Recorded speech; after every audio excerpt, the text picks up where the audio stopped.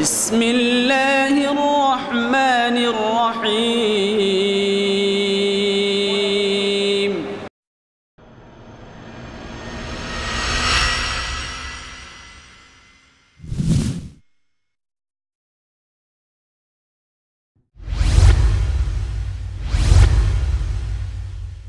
আসসালামু আলাইকুম। আমি প্রথমেই শুকরিয়া জানাই যে আমি আজকে আমার সৌভাগ্য যে আমি এই মাদ্রাসা আজকে পরিদর্শন করতে পারছি। আল্লাহ তাআলা আমাকে সে তৌফিক দিয়েছে। আমি আসলে আমাকে অনেক দিন ধরেই আসতে বলা হচ্ছিল যে আসলে আমি এই এতটা এই যে মানে মাদ্রাসার যে মানে পরিবেশ বা সম্পর্কে আমার কোনো আইডিয়া ছিল না।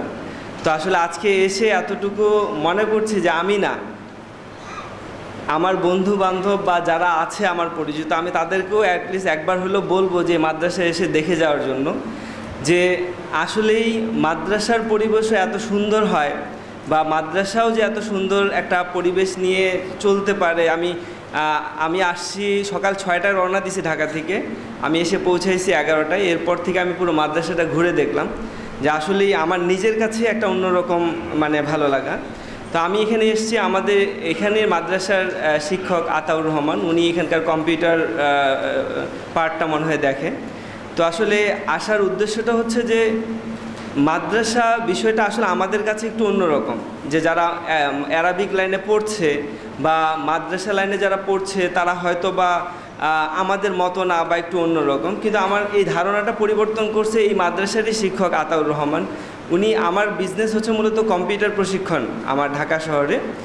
তো তার ধারাবাহিকতাতে সে আমার ইয়েটা পরিবর্তন করছে যে একজন মাদ্রাসার ছাত্র কম্পিউটার শিখতে পারে এবং কম্পিউটারের মাধ্যমে সে দেশের বাইরের কাজও করতে পারে। আপনারা জানেন কি না যে আজকে এই পরিবর্তনের প্রয়োজন আছে। আমার মতে আরও যারা আসছে আমাদের আজকে অতিথিগণ সবাই একটা কথা বলছে যে আসলে মাদ্রাসায় যারা পড়ে তারাও কিন্তু চাইলেও আরও অনেক কিছুই তাদের পাশাপাশি শেখার প্রয়োজনীয়তা আছে, যেমন টেকনিক্যাল এডুকেশন যেটা বলা হচ্ছে, কারিগরি শিক্ষা। সেই কারিগরি শিক্ষার মধ্যে কম্পিউটারটা আজকে সময় উপযোগী এবং এই কম্পিউটার আমার মনে হয় প্রত্যেকটা মানুষেরই শেখার প্রয়োজন আছে। তো সেই জায়গা থেকে আমি একটা বিষয় বলে যাই, এই কম্পিউটার শেখার ক্ষেত্রে যদি এই মাদ্রাসায় কোনো সহযোগিতার প্রয়োজন হয় তাহলে আমি আমার জায়গা থেকে আমার সমস্ত যতটুকু সাধ্য ততটুকু আমি করার ব্যবস্থা করব। আর দ্বিতীয়ত, আমি আজকে এসেছি, আমি শুনছি মাদ্রাসায় কীভাবে সদস্য হওয়া যায়।